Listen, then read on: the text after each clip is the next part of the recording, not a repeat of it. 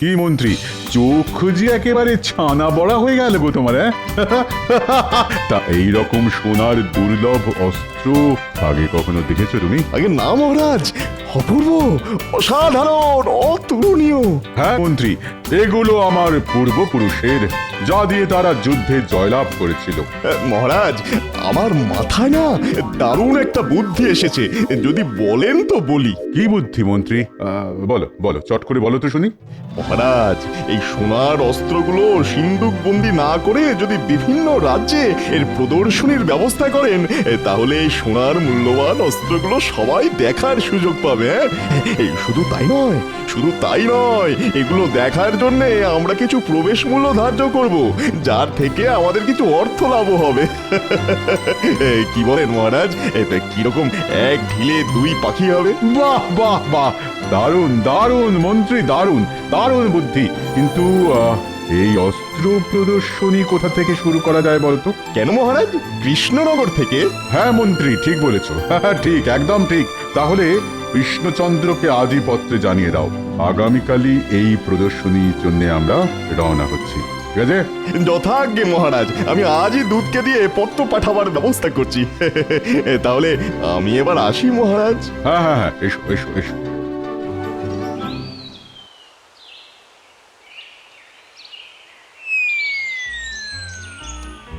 বলি, দেখেছো বুড়োর কাণ্ড?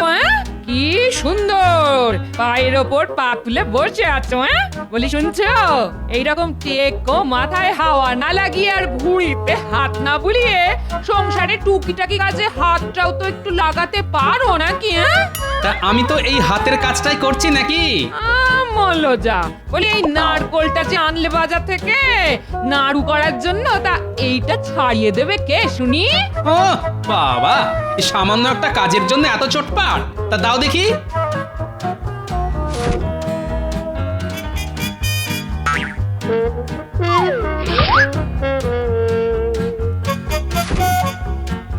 এই নাও, এই নাও তোমার নারকোল। কি গো, চললে যে বড়, তা খাবারটা কে খাবে শুনি? এসে খাবো, চলে গিন্নি। বাবা, এই মানুষটাকে নিয়ে আর পারা গেল না। ধুর ধুর ধুর ধুর ধুর ধুর।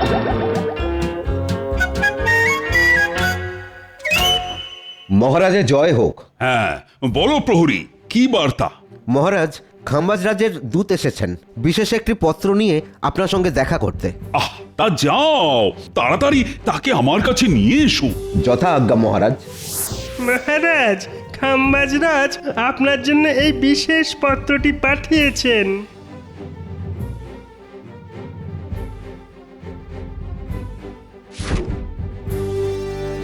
তাহলে এইবার আমি আসি মহারাজ। হ্যাঁ হ্যাঁ, এসো এসো এসো।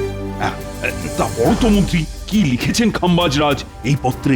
হ্যাঁ মহারাজ, খাম্বাজরাজ লিখেছেন যে আগামীকাল খাম্বাজরাজ খাম্বাজ মন্ত্রীকে সাথে নিয়ে তার কিছু দুর্লভ সোনার অস্ত্র প্রদর্শনীর উদ্দেশ্যে কৃষ্ণনগরে আসছেন এবং আপনাকে এই প্রদর্শনীর দায়িত্বভার নিতে বলেছেন। কি বিপদ রে বাবা, এই গুরু দায়িত্ব এইবার আমি পালন করি কিভাবে? আপনি একদম চিন্তা করবেন না মহারাজ, এই দায়িত্বভার আপনি নিশ্চিন্তে আমার ঘাড়ে দিতে পারেন। হাজার হোক সোনার অস্ত্র বলে কথা, তাও আবার দুর্লভ। না না মন্ত্রী, এই গুরু দায়িত্ব আমি একজন বিচক্ষণ ব্যক্তির হাতেই দিতে চাই। তা সে কে মহারাজ? কেন, আমাদের গোপাল। ঠিক ঠিক, একদম ঠিক, গোপালই একমাত্র বিচক্ষণ ব্যক্তি। ঠিক আছে মহারাজ, আমিও দেখব গোপাল এই গুরুদায়িত্ব কিভাবে পালন করে। তাহলে মন্ত্রী, তুমি ঘোষক দ্বারা এই প্রদর্শনীর কথা সারা রাজ্যে ঘোষণা করে দাও। যথা আজ্ঞা মহারাজ। তাহলে আজ সভা এখানেই মুলতুবি। সবাই এবার আসতে পারে। শোনো শোনো শোনো, মহারাজ কৃষ্ণচন্দ্র তার রাজপ্রাসাদের সামনে একটি বিরাট সোনার অস্ত্রের প্রদর্শনীর আয়োজন করেছেন। এই অস্ত্রগুলি খুবই দুর্লভ। এই অস্ত্র প্রদর্শনীর উদ্বোধন করতে আসছেন স্বয়ং খাম্বাজ রাজ। তাই যারা যারা এই প্রদর্শনী দেখতে ইচ্ছুক তাদেরকে মহারাজ সাদর আমন্ত্রণ জানিয়েছেন এবং প্রবেশ মূল্য হিসেবে একটি মোহর ধার্য করা হয়েছে। আসুন আসুন আসুন, অবশ্যই আসুন। বটা ঘোষণাটা শুনলি? হ্যাঁ রে ঘটা, শুনলাম। আর তাতে যা বুঝলাম, মনে হচ্ছে এই সুযোগে আমাদের কিছু উপরি রোজগার হতে পারে। ঠিক বলেছিস বটা। হ্যাঁ, তাহলে তাহলে চল, মন্ত্রীমশাই আমাদের কাছে পৌঁছবার আগেই আমরাই মন্ত্রীমশাইয়ের কাছে পৌঁছে যাই।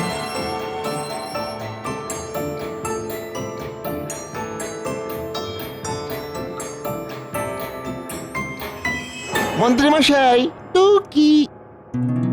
আরে এই যে মেঘ না চাইতেই জল। আয় আয় ভেতরে আয়, আমি এক্ষুনি তোদের কাছেই যাচ্ছিলাম। দেখলি ঘটা, আমি তোকে বলেছিলাম না যে আমাদের একটা উপরি রোজগারের সুযোগ আসছে।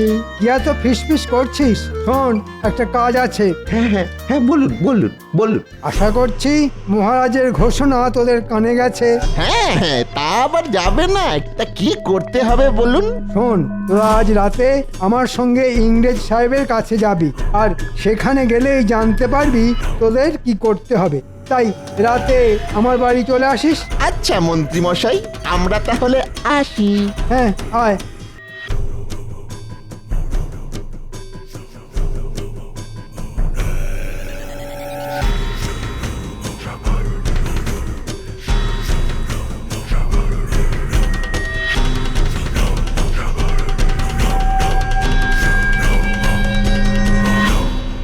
আসতে পারি মহারাজ? আরে এসো এসো গোপাল, আমি তোমার কথাই ভাবছিলাম। কেন মহারাজ? গোপাল, আমি কিছুতেই ভেবে উঠতে পারছি না যে এই অস্ত্র প্রদর্শনীর দায়িত্ব আমি একা কি করে সামলাবো। মানে যদি এই মূল্যবান অস্ত্রগুলোর কিছু হয়ে যায় তাহলে তো খাম্বাজ রাজ আমায় ছেড়ে কথা বলবেন না। তাই আমায় বাঁচাও গোপাল। আমি চাই এই প্রদর্শনীর দায়িত্ব তুমি তুমি তোমার হাতে তুলে নাও। ঠিক আছে মহারাজ, আপনি কোনো চিন্তা করবেন না। এই সোনার অস্ত্রগুলি কিভাবে রক্ষা করতে হয় তা আমিও খুব ভালোভাবেই জানি। তাই নাকি গোপাল? তো কিরকম শুনি? কানটা কাছে আনুন মহারাজ, বলি। বাহ বাহ বাহ, দারুণ বুদ্ধি তো। ঠিক আছে গোপাল, এই কাজের জন্য যদি তোমার কিছু মোহরের প্রয়োজন হয় তাও আমি দেব। ধন্যবাদ মহারাজ, তাহলে এবার আমি আসি। হ্যাঁ হ্যাঁ, এসো এসো, আর সাবধানে যেন কাক পক্ষীতেও টের না পায়। পাবে না মহারাজ, প্রণাম। হ্যাঁ সে মানফ্রি, এসো এসো, আমরা তোমার জন্য অপেক্ষা করিতেছিলাম। তা কি কথা শোনে? হ্যাঁ সাহেব, আসলে হয়েছে কি, খাম্বাজ রাজ তার কিছু সোনার দুর্লভ অস্ত্রের প্রদর্শনী করতে চলেছেন এই কৃষ্ণনগরে। কি বললে? সোনার অস্ত্র মানে gold? Oh God, those are very precious. খাম্বাজ রাজ বলেছেন যে এই সোনার অস্ত্র নাকি কোনো রাজা মহারাজা, এমনকি কোনো ইংরেজদের কাছেও নেই। তাই এর মূল্য অনেক। শোনো মন্ত্রী, এই সোনার অস্ত্র আমাদের চাই চাই। আমি জানি সাহেব, জানি। তার জন্যই তো আপনার কাছে আসা। তবে কিনা এর জন্য আপনাদেরও কিছু পাবে পাবে। তার আগে তুমি বলো, ওই সোনার অস্ত্র আমরা কবে পাবো? খাম্বাজ রাজ আগামীকাল সকালে কৃষ্ণনগর আসছেন, আর রাতে ওই অস্ত্রগুলো প্রদর্শনীর জন্য সাজানো হয়ে গেলেই আপনি টুকুস করে আপনার কাছে পৌঁছে যাবে। কিন্তু মনে রেখো মন্ত্রী, আমাদের ঠকাইবার চেষ্টা করিলে তোমার গর্দান যাইবে। না না সাহেব, এই নিয়ে আপনি একদম চিন্তা করবেন না। আপনি চাইলে কষ্টি পাথরে প্রত্যেকটি সোনার অস্ত্র যাচাই করে নেবেন। সে তো আমরা নেবই, সব টেস্ট করিয়াই নেব। তাহলে ওই কথাই রইল সাহেব, আগামীকাল ঠিক এইখানেই দেখা হচ্ছে। আপনি শুধু মোহরের থলিটা হ্যাঁ হ্যাঁ হয় সব নিয়ে তোমাকে চিন্তা করিতে হইবে না, তুমি তোমার মোহর পাইয়া যাবে।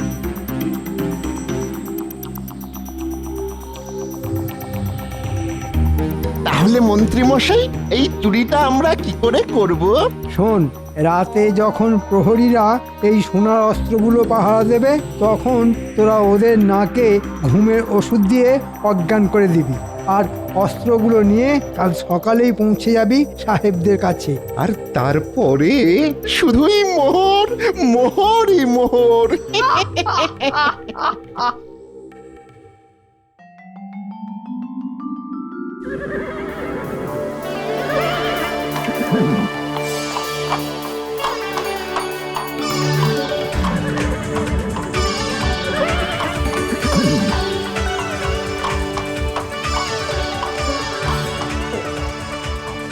আসুন আসুন খাম্বাজরাজ, আসুন আসুন। তা প্রদর্শনীর সব ব্যবস্থা ঠিকঠাক হয়েছে তো কৃষ্ণচন্দ্র?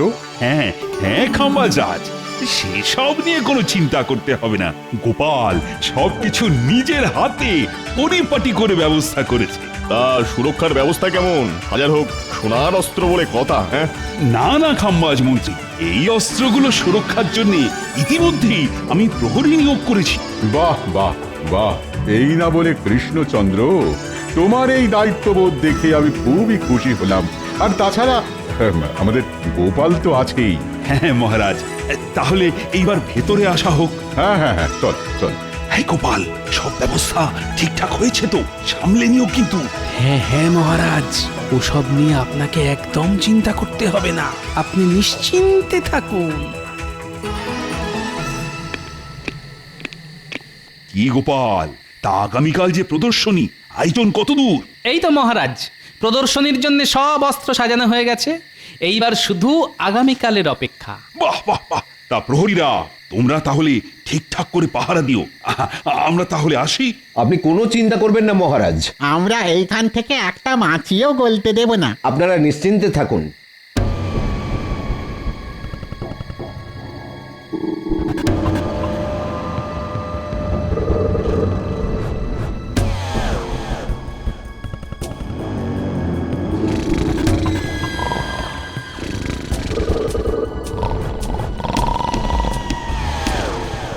ওই দেখুন মন্ত্রী মশাই, প্রহরীরা ঘুমে ঢুলছে। হ্যাঁ, এটাই সঠিক সময়। তাহলে যা, এবারে কাজটা সেরে ফেল। আপনি কোনো চিন্তা করবেন না মন্ত্রী মশাই, আমরা এই যাব আর ওই টুকুস করে আসবো। হ্যাঁ হ্যাঁ, আর এই অস্ত্রগুলো নিয়ে কাল সকালেই পৌঁছে যাবি সাহেবদের কাছে, আর তারপর শুধু মোহরই মোহর।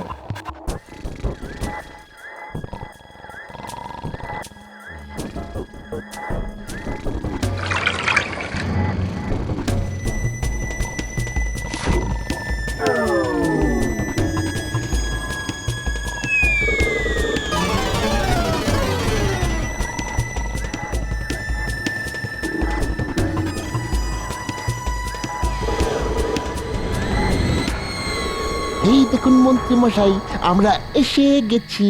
কই এনেছিস? দেখি দেখি। সাব্বাস, এইবার তোরা এইগুলো নিয়ে সোজা কাল সকালে পৌঁছে যাবি সাহেবদের কাছে। আর ওদিকে আমিও কাল সকালে প্রদর্শনীর সময় মহারাজের কাছে গোপালকে চোর বলে দোষী সাব্যস্ত করব। এরপর বুঝবে গোপাল আমার পিছনে লাগার ফল। বাবা বাবা, মন্ত্রী মশাই আপনার কি বুদ্ধি! তাহলে এবার তোরা যা, আর সাহেবদের কাছ থেকে মোহরগুলো নিয়ে কালকে আমার বাড়িতে চলে আসিস।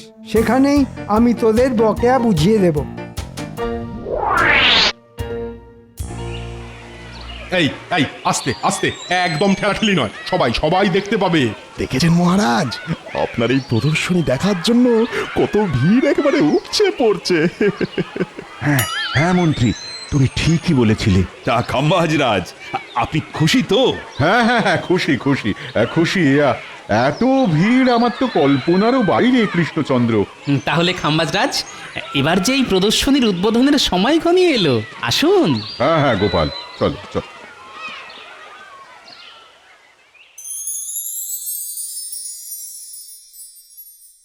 এই যে বাটা ঘাটা, এসো এসো, তোমাদের জন্যই আমরা অপেক্ষা করিতেছিলাম। তা অস্ত্রগুলো আনিয়াছ? হ্যাঁ সাহেব, আপনি আপনি সব মিলিয়ে নিতে পারেন। তা তো নিবই, আর তার সঙ্গে এও যাচাই করিয়া নিব যে এগুলো অরিজিনাল গোল্ড কিনা। সে তো নিশ্চয়ই সাহেব, আমাদের ঘাড়ে কটা মাথা যে আপনাদের ঠকাতে যাব। বাহ বাহ, তোমাদের কথায় আমি খুশি হইলাম, মানে আমরা খুশি হইলাম। তা এই শেখরা, এগুলো ভালো করে যাচাই করে দেখো তো, এই গোল্ডগুলো অরিজিনাল তো? আগে নিশ্চয়ই হুজুর।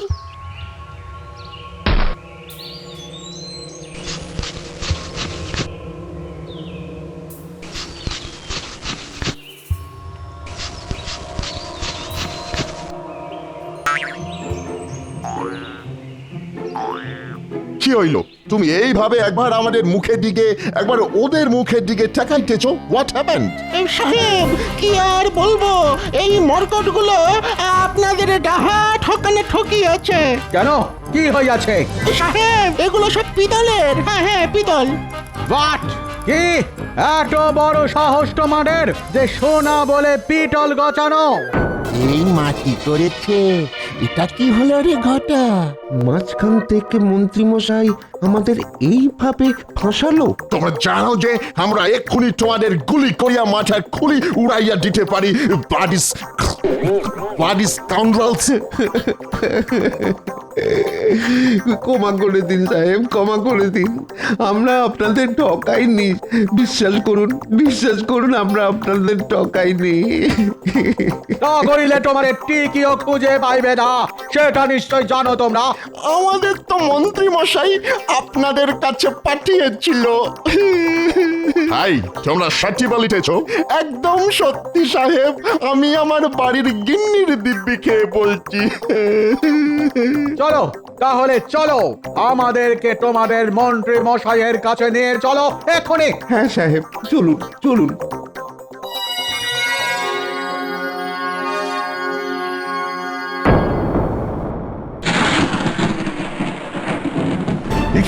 দেখি কৃষ্ণচন্দ্র, অস্ত্র কোথায়?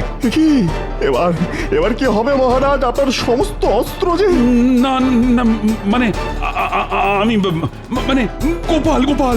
দেখলেন তো মহারাজ, আমি আপনাকে প্রথমেই বলেছিলাম যে গোপালকে এই দায়িত্ব দেবেন না। এখন হলো তো? গোপাল, তার মানে তুমি? না খাম্বাজরাজ, আপনি বিশ্বাস করুন, এই কাজ আমি করিনি। তাহলে কি অস্ত্রগুলোর পাখা গজিয়েছিল যে উড়ে গেল? আমি তোমাকে ছাড়বো না গোপাল, আমি তোমাকে ছাড়বো না। এই কে আছো? গোপালকে বন্দি করো। আমাদের ছেড়ে দিন সাহেব, আমরা আর এইরকম কোনোদিনও করব না। কি সাহেব, আপনারা আর বোটা ঘটারি কি অবস্থা? জানো কৃষ্ণচন্দ্র, এরা আমাদের কাছে গিয়েছিল এই সোনার অস্ত্রগুলি বিক্রি করিতে, কিন্তু আমরা যখন এইগুলি কোষ্ঠী পাথরে যাচাই করি তখন দেখি এগুলো সব নকল পিতলের অস্ত্র। এই মরেছে, এরকম তো কথা ছিল না। এ কি ফাঁপড়ে পড়লাম রে বাবা। ও, তার মানে এই অস্ত্রগুলো চুরি করেছে বটার ঘটা। না মহারাজ, এই চুরি আমরা স্বইচ্ছায় করিনি। বিশ্বাস করুন, আমাদের চুরি করতে বলেছিল স্বয়ং এই মন্ত্রী মশাই। এই মরেছে, এইবার মানে মানে কেটে পড়ি। মন্ত্রী? তাহলে এই চক্রের কাণ্ডারি তুমি? সাহেব, মন্ত্রীকে আমি আপনাদের হাতেই তুলে দিলাম, এবার আপনারাই এদের বিচার করুন। ওরে বাবা রে, এবার আমি পালাই। পালাবে না মন্ত্রী, দাঁড়াও দাঁড়াও, আমাকে ছেড়ে দিন মহারাজ, আমাকে ছেড়ে দিন। আমরা তোমাকে ছাড়িবে না, আমাদের ঠকানো। I shoot you, stop stop. ছেড়ে দিন সাহেব, ছেড়ে দিন, আর ঠকাবো না। ভুলে গেছে মহারাজ, এই সাহেবদের হাত থেকে এবারের মতো আমাকে বাঁচান। কিন্তু কৃষ্ণচন্দ্র, আমার সোনার অস্ত্র? কোনো চিন্তা করবেন না খাম্বাজরাজ, সেগুলো সব সুরক্ষিত আছে। এই ন্যাপলা গুলটে, নিয়ে আয় তো থলিটা।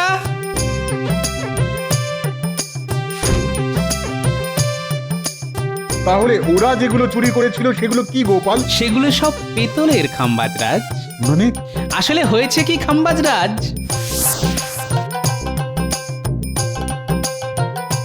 আরে গোপাল দাদা সে কি মনে করে পিতলের বাসন তৈরি করার আছে বুঝি? না হে শাকরা, আজ আমি এসেছি তোমার কাছে একটা জরুরি দরকারে। তা বলো গোপাল দাদা, কি করতে পারি? শোনো, আমার কাছে কিছু সোনার মূল্যবান অস্ত্র আছে, যেগুলো দিয়ে তোমাকে হুবহু একই রকম পিতলের অস্ত্র তৈরি করতে হবে। কি পারবে তো? পারবো না মানে? আরে এই যে আমার বাঁ হাতের কাজ গো গোপাল দাদা। তবে সাবধান, এই কথা যেন কাক পক্ষীতেও টের না পায়। তুমি কোনো চিন্তা করো না গোপাল দাদা, তোমার কাজ হয়ে যাবে। এই নাও, এই মোহরগুলি রাখো, কাজ শেষ হলে আরো পাবে। বাহ বাহ গোপাল, বাহ, তোমার বুদ্ধির কোনো জবাব নেই। এই নাও, এই নাও গোপাল, এই সোনার অস্ত্রটা তোমার উপহার। না খাম্বাজরাজ, এই উপহার আমার চাই না। কেন গোপাল, চাই না কেন? আপনি যদি উপহার দিতেই চান, তাহলে আমাদের রাজ্যের প্রজাদের জন্য কিছু উপহার দিন, সেটাই হবে আমার উপহার। তাই হবে গোপাল। শোনো শোনো কৃষ্ণচন্দ্র, আমি সবার সামনে ঘোষণা করলাম যে এই বছরে খাম্বাজ রাজ্যে যা গম উৎপন্ন হবে তার 50% আমি কৃষ্ণনগরে প্রজাদের জন্য পাঠাবো। আর শুধু তাই নয়, তার সঙ্গে আজকের এই প্রদর্শনীতে যা অর্থ আয় হবে তার পুরোটাই তুলে দেওয়া হবে কৃষ্ণচন্দ্রের হাতে, রাজ্যের চাষাবাদের উন্নতির জন্য। কি গোপাল, তুমি খুশি তো? ধন্যবাদ খাম্বাজরাজ, আপনি মহান। ধন্যবাদ খাম্বাজরাজ। সবাই বলো, জয় খাম্বাজরাজের জয়, জয় গোপালের জয়। না না মহারাজ, জয় আমার নয়, বলুন কৃষ্ণনগরের জয়। জয় কৃষ্ণনগরের জয়। জয় জয় কৃষ্ণনগরের জয়।